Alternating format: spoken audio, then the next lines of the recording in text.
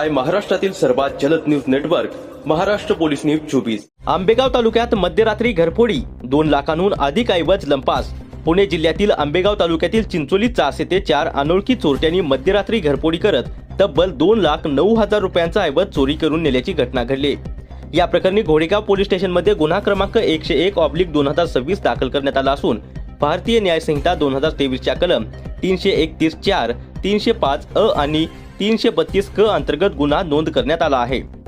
फिर्यादी सोपान किसन झोगडे वय 66 वर्ष, राहणार चिंचोली कोकणे तालुका आंबेगाव यांनी दिलेल्या फिर्यादीनुसार 10 मे रोजी रात्री 1:30 ते पहाटे 4:15 वाजण्याच्या दरम्यान 4 अनोळखी चोरट्यांनी त्यांच्या गावातील घरांचे कडी कोयंडी तोडून घरात प्रवेश केला।